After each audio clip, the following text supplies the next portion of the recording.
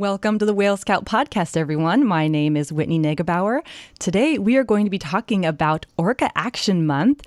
In the Pacific Northwest, June is Orca Action Month, for those who don't know. And today, we're going to be talking with Amanda Colbert, and she is the Education and Events Assistant with Orca Network. Hey, Amanda, how are you? I'm doing good. How are you? Good. You must be very busy right now because June is just right around the corner. Definitely. So, June is Orca Action Month, and this year there's an amazing lineup of events scheduled and lots of fun ways for the whole family to get involved. Can you share a little bit more about the history of Orca Month? Absolutely. So I'm super glad you've had me on. We have been working really hard on the event, so this is a fun portion of what I get to do by kind of nerding out and talking about all these wonderful things that are going to happen. So as far as the history of Orca Month, the recognition for June as Orca Month originally began as an awareness campaign, and the aim was to bring the plight of the southern resident orcas and the threats that they're facing to the forefront in our region. It began with Orca Network, which is a longtime education and advocacy group working for the orcas. And it was first proclaimed officially by the Washington state governor in 2007. So we're going on 15 years this year in 2021 with the celebration. And it's a great event. It's brought together researchers, educators, advocates, orca lovers from all over the place. And it's evolved now into Orca Action Month. We've raised enough awareness on that campaign. We have a pretty decent amount of people behind the efforts here. So now what we're really encouraging folks to do is to rally and take action for the southern residents. In 2016, Oregon and British Columbia came on board. So really they've expanded our reach for awareness and action even further, which encompasses more of the southern resident range as well. Right. That's awesome to see that it's just really taking off. And this year, the theme is We Are Family, and I just love it. Share a little bit about that. Definitely. So the We Are Family theme was kind of a special one for our group. People that have been watching the southern residents in the news, especially a couple of years ago when we had a young female carry her calf for 17 days, really became aware of how emotional and intelligent these animals are. So our aim really is to show folks that don't already know, these family connections and these strong bonds and the emotional capability between the orca families, but then also our family. And with this last crazy year of being in quarantine, whether you lived with your family, if you had roommates, we were all kind of referring to those individual groups as pods, which is pretty interesting because that's exactly what we call a group of orcas together as a pod. So we thought it would be really great to have family pods celebrating orca pods this year, specifically our southern residents, and just really trying to show that connection so that people fall in love with these animals and then take action like we're hoping they do. Right. A lot of us are still living in pods at some level. And Yes. This year's big kickoff event is also online, and it's really special this year. Can you tell us a little bit more about it? Yeah, so we are doing a lot of virtual events this year. Pre-planning for these big events happened so early in the year, we just weren't sure where we were going to be. But the great thing about it is probably the reach, right? You can sit in your living room from anywhere.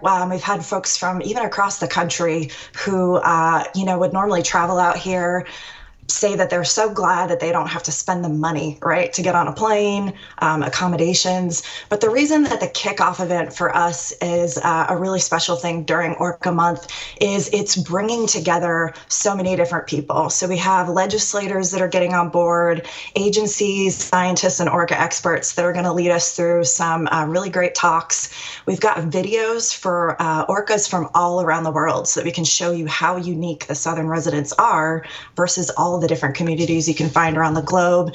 And it's just this really big culmination of a lot of people that are all coming together in one place at the same time with this shared goal and this shared interest, which is the orcas. So it really kind of sets the tone. It gets the energy going for the events that are going to happen throughout the rest of the month. And I don't know about any other orca lover, but something special happens when you're kind of in the presence of other people that nerd out on, the same things that you do. So that's kind of like finding your own pod. You know that you're with friends and family, and we really just encourage everybody to celebrate and maybe learn something new about the Southern residents too. I think one of my favorite parts about the kickoff this year is the fact that we're able to, zoom around the world and learn about orcas, everywhere. It's just going to be really a fantastic event. Overall, for the course of the month, what would you say is the goal? Like, what do you hope is the outcome at the end of June? So that's great. Even though I keep talking about folks who are probably well aware of the Southern residents and have a little bit of education about that, it's also the goal to continue extending that reach. We want people to directly connect with this endangered community of orcas. And we've really found that, the more people know and understand the Southern residents and can see this likeness to humans and orcas when you're talking about intelligence, culture, emotion, family groups, they really start to bond with the orcas. And when you know something, you sort of tend to grow to love that thing. And then as you love that thing, you want to do whatever you can to protect it. So really kind of the overall goal and what we're hoping to achieve is creating unity, letting everybody know, this is something that everyone should want to take action on. These animals are magnificent. But we also really want to kind of hook you into falling in love with this community because it will inspire the actions necessary to try to recover this endangered population. And aside from the kickoff event, which takes place on June 6th, what are the other events that you are really looking forward to this month? Yeah, so I kind of went through our whole calendar just before this, and I'm struggling to even figure out how to juggle my time so I can participate in, all these events that are going on. But a few that really stood out to me, we're going to have a really great event on the calendar with the Orca Behavior Institute, and that's happening on June 3rd. So it is prior to the kickoff, but it's going to lay this foundation for the We Are Family theme. Monica Whelan Shields wrote a book about the history of the Southern resident orcas, and she touches on, in fact, not just touches, she really deep dives into the familial connections between the orcas and our Southern residents. So I was super excited when she offered to get on the calendar. There's been a lot of people confirmed going to that event. So my hope is that she teaches everybody this foundation that'll carry them through the rest of the month. And I'm just really excited to even sit in. I've heard her speak a few times before, but I always learn something new. And then a couple other events I'm really excited about. We usually do a call to action throughout Orca Month. So along with celebrating, we ask folks to take a little bit of time and maybe do something that's going to help with advocacy efforts. And what we realized when we were sitting down cultivating the calendar is that it's possible that folks aren't really aware of how to pen a good advocacy letter to their legislators. There are constantly tons of petitions you can sign online with a click or just your signature. And while those gain traction and go far, it actually does mean a lot more if you sit down and handwrite or pen a note, put a stamp on it, take the time to send it into legislators, because that shows effort. So Orca Network is actually going to host a 2-day advocacy letter writing campaign. The first one is on June 14th, and it's going to kind of be a general, a how-to. And then the second one is June 21st, and we're going to focus on the Chehalis River right now. There's a proposed dam for flood retention going in there, but it is one of the last wild rivers that flows without obstruction. And so we're looking for ways to maybe manage that flooding that's happening in that area in a different manner that doesn't impact salmon. So once we kind of teach the basics, we're going to get into an action specifically. And so I'm really excited about the opportunity to be with like-minded people and kind of share that. I think the last one that I would pick, and this is just because I'm very right-brained and I love creative things, and this is kind of an outside-of-the-box event for June, is an organization called the Salish Sea School is going to be hosting a pen and ink art night on Friday, June 25th. And their in-house artist, Taylor White, has done a bunch of really great greeting cards and things for their promotional materials. And she's going to lead this pen and ink class. I'm going to give a quick Southern Resident 101, so I'm going to help them out a little bit. But I'm super excited to get past the 101 part and then just sit there and, learn how to draw and put my talent to use as well for a little bit. So there really is something for everybody in the events coming up in June. And I think that's a really exciting part. Yeah, and it will take everybody to save the Southern residents, everybody's talents, right? Absolutely. What about kids? Are there special events that you can recommend for kids? Yes, we definitely had the kids in mind when we were going through planning out events for June. And so I'm really glad you asked that. We do have quite a few things. Noah Fisheries is actually going to do a month-long coloring contest. So that sheet is going to be accessible on the website. And they're going to have a little bit more details about how to submit. But I know kids love coloring contests, and I'm pretty sure there's a prize for that at the end, too. So that's a little bit of, the excitement of actually getting to do something right-brained again, but possibly winning something at the end and learning a little bit along the way. And then our partners up in British Columbia, the Georgia Strait Alliance, are doing this awesome campaign called Plogging for Orcas. And if you're like me, I had no idea what that word plogging meant. So I had to kind of read into it and look it up a little bit. And it's basically jogging, but then picking up trash as you're going. So I guess picking and jogging were probably bridged together for that word. But when I read into it a little bit more, it said you don't have to jog. If you're not a jogger or you're not a runner, pick a beach, pick a trail, pick a path that you're on, pick up some garbage. The challenge is encouraging everybody to at least pick up 75 pieces of trash throughout the month and kind of logging that, because there are 75 Southern residents in the population currently. So there's a little bit of a challenge, but a little bit of like go out and put your hands on something and, do something a little more than participating in the virtual activities. Orca Network is also hosting through the Langley Whale Center's youth team. Every Wednesday in June, we're doing a mini series for the kids. So we typically do a youth activity once a month that's a little bit longer, but we've broken it down into the 5 Wednesdays we have in June in the hopes that we can give the kids just a little bit of information each time. And then there's an activity at the end for them to be able to participate in something. So whether it's looking at Southern resident orcas families and how they're put together and comparing that to human families. I think she might be doing a learn how to draw orcas as well. We're going to do a little bit of ID activity.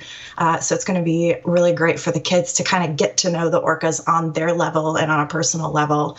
And then there's going to be a family corner on our website. So if you go to Orca Month, right now we are finishing putting the details on that. So it'll launch on the 1st, but there are going to be a ton of resources from, 17 different organizations that have come together as the Orca Salmon Alliance. They've all been gracious with providing us materials so that we can pass that along to the kids. And it could be mazes, word finds, other challenges, scavenger hunts, coloring activities, small lessons, and different things like that. So there's tons of stuff for the kids for June. And what about hands-on activities? What events are going to be happening in person? Yeah, so we do still have a few that are happening in person, and we were able to do that because they're taking place outside. So we're looking at a couple different salmon restoration habitat work parties. Whale Scout is graciously hosting one of those, and we certainly appreciate that. You're going to be down in the Bothell area on June 13th. And then there's another salmon habitat restoration work party happening in the Bremerton area with Chico Salmon Park. So those are 2 ways to actually get out, get your hands dirty, plant some stuff that's going to grow to hopefully shade some of our waterways that, salmon need that cold environment in order to survive.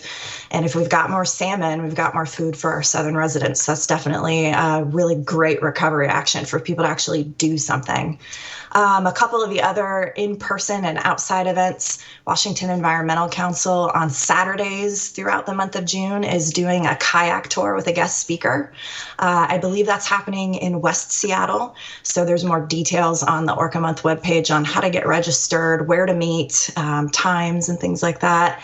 And then the other thing I wanted to mention that's really cool, along with that plogging for orcas to kind of get out and do something, is there's an opportunity to adopt a beach and start logging the trash that you're finding on that beach. And it could be once a month for a year. It could be every week for a few months. But the Salish Sea School is also hosting that one in the hopes that we can learn a little bit more about some of the marine debris, the pollution, and the chemical makeup of those things that's going to be out there in the waters that our orcas are swimming through. So if anybody wants to register for any of that or learn how to participate, learn where to go to be involved in those in-person events, all of that is on the Orca Month calendar right now, living on the Orca Month website.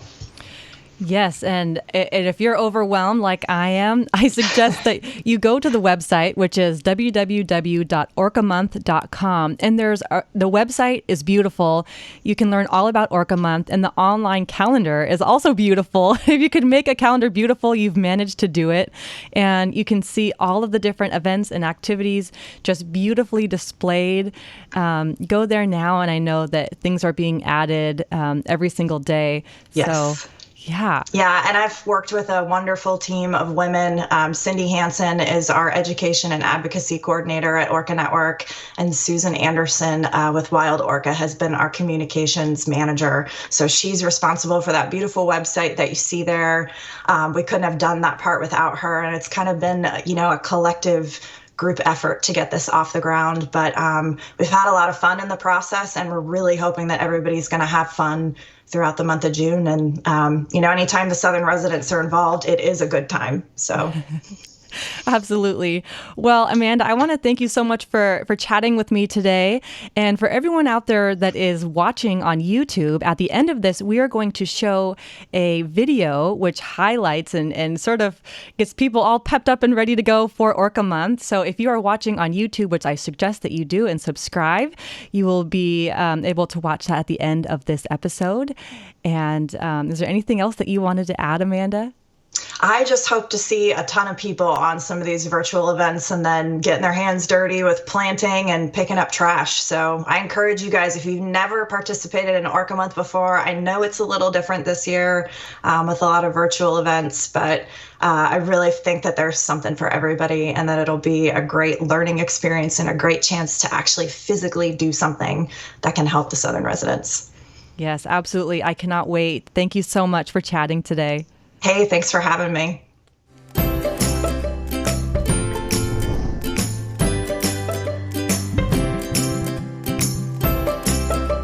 Our pods have kept us going this past year. We aren't the only ones who thrive together and rely on our pods. The Salish Sea is home to the Southern resident orcas, who eat together, play together, and enjoy each other's company. Our Southern resident orcas need our help. With dwindling salmon runs, pollution, and ship noise in their home waters, it's time for us to take action.